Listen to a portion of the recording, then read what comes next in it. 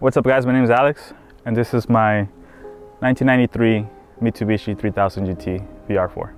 The way I got into cars, I would have to say it was the Midnight Club games back in the day, PS2, PS3. It wasn't until graduating high school and going into college where I got my first car. It was a 1989 Nissan S13 hatchback, single cam, blown engine.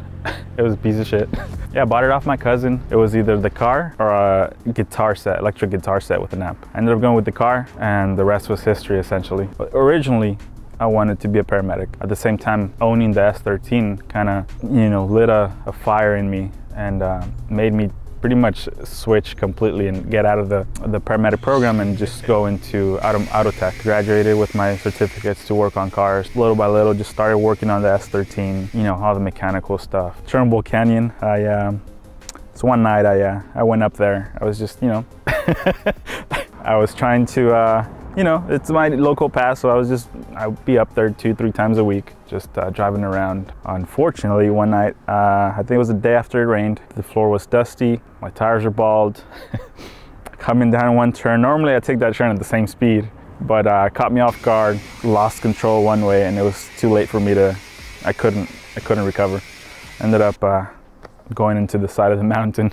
At the time, the S13s were going up in price, so I ended up all beat up, blown engine still, and I was still able to sell it for a decent amount of money. With that money, my uncle he had a 87 Supra sitting in his driveway for almost 10 years. I ended up, with that money, I offered him, he was gonna junk it. It was either the junkyard gave him 200 bucks for it, or I told him, I'll give you 500 bucks right now, I'll take it. Rebuilt the engine, made sure it was a good daily. And for the longest time, till recently, the Supra was the most reliable car I've owned. It's an 87 Mark III, non-turbo, 7MGE, automatic, which was perfect for, just daily. Slowly but surely, I started just modifying it, body panels, wide body, wing. I kept the engine stock. That's my thing, like just keep the engine as reliable as possible.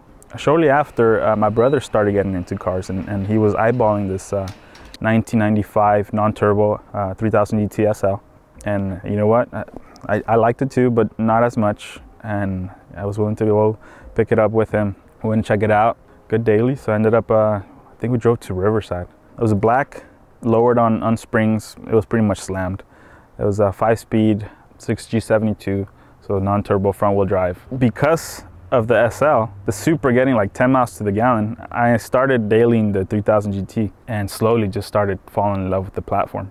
And the Supra just kind of started fading in the back. Coming back from work one day, traffic just stopped out of nowhere. Unfortunately, these cars don't have ABS, so I saw traffic just stopped out of nowhere. I slammed on the brakes, they locked up, I skid right into another car. I could have saved it, honestly. I could have put some money, rebuild the front end, because again, engine was still perfect condition. Started doing more research, found out there was a twin turbo all-wheel drive, legend of the 90s, and I was like, you know what, I need to find myself one of these. And at the time, they were all selling for $5–10K, which was way out of my budget. Through the Supra community and SoCal Supras, I met a buddy of mine who had a buddy who owned a mechanic shop. And he messaged me, he told me, hey, my buddy has a car like yours, referring to the SL. Do you know anybody that's interested? I told him, send me some pictures. I'll check it out and see if anybody that I know might be interested. I'm thinking it's an SL. Once he sent me the pictures, I saw that it had the rear 99 center garnish, active aero. Saw the front mount intercoolers in the front, the side mounts. I was like, oh shoot, this is a VR4. Right away, I went to check it out and I spoke to the mechanic. Essentially, the original owner, I think he might have gotten deported or something like that, but he never came back for the car. The shop did a bunch of head work. I think they did the 60K service. So it was sitting at the shop for about close to 10 years and he was about to junk it. So luckily, my buddy that messaged me about it, he messaged me right before he decided to junk it. Seeing the active aero and seeing the 99 center garnish, I already knew he was probably gonna sell it to me for like maybe $3K if he knew what he had. So I asked how much you want for it, and he goes, 400 bucks. my heart dropped right away. I was like, 400 bucks, no way. I told him, like, don't even turn it on. I'll take it. So he had to get the mechanic lean on it. That was 100 bucks. So 400 bucks, 100 bucks. I think I paid like 50 bucks for the tow home. So essentially 550. I had a a running VR4 at home. All it needed was the battery. I put a battery on, cranked it up. It ran better than the SL.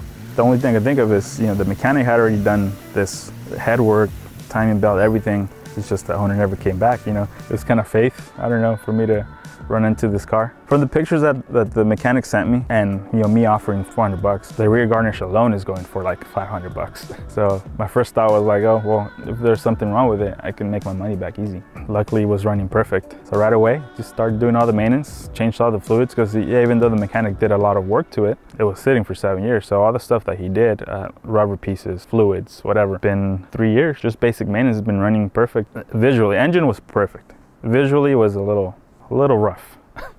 First, I made sure that just to keep it stock, make sure it's running good daily. I had just crashed the SL. The Supra was killing me on gas, essentially. I was commuting about 60 miles a day, doing daily junkyard runs. Got the front bumper, I got the headlights from it. As many little pieces that the car was missing.